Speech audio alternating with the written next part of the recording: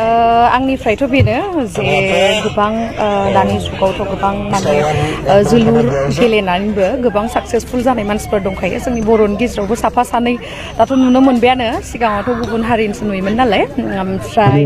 मोजां मोनो बेफोरबायदि आरो जायहा गेलेनायाव इन्ट्रेस्टेड बिथांमोना बिराद मोजां मोनसे खाबु आरो दानि दिनावहाय गोबां साक्सेसफुल जानायखौ नुनानै एज ए प्रफेसन हिसाबै लाजायो आरो जोंनि बर'नि गेजेरावबो साक्सेसफुल जानाय हिसाबै प्रफेसनखौ मोजाङैनो लाजायो आरो जोलुर गेलेनायावबो दा नोंथांखौहाय गोबां लाइमोनफ्रा जोंनि बिटिसि ओनसोलाव गोबांफ्रा मिथियो बेनि आउट अफ इन्टारनेट स्टेट कान्ट्रिबो मिथियो नोंथाङा बे दानि लाइमोनफोरखौ स्मार्ट इउटुबार माबायदि जानो माबायदि फोरमायहरनो सानो इउटुबाथ' एक्सुवेलि दा फेसबुक जेरै इन्स्टाग्राम फेसबुक बेफोरबायदिनो जालांबाय जाय गोसो बिथांमोनानो माने गावनि पार्सनेल एकाउन्ट खेवनानै माने गावनि एक्टिभिटिसफोरखौ बा मा होनो एज ए ब्लगार बा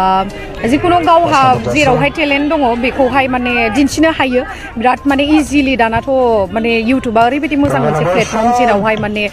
सोरनिबा प्रडाक्सन बा गिदिर मानसिनि आखायाव गोलैयाबाबो गावनो जुदि गोसो जानानै इन्ट्रेस्ट दङबा गावनि टेलेन्टखौ माने एक्सप्रेस खालामनो हायो दिन्थिनो हायो आरो बे मोनसे बिराद मोजां लामा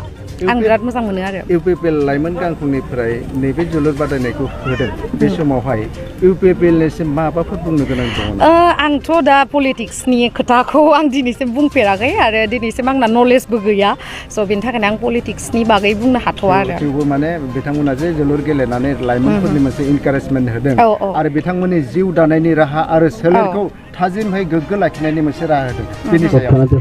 एक्चुअलि दहायनो बुंखांखाबाय आङो जोलुर गेलेनानैबो जों जोंनि लाइक जायहा इन्ट्रेस्ट दङ फुटबल बा जोलुर गेलेनायावहाय स' बिथांमोना गावनि लाइफखौ बा केरियारखौ मोजाङै दाना लानो हायो स' बेयावहाय बेबायदि स्कप होनायखौ आं बिराद मोजां मोनदों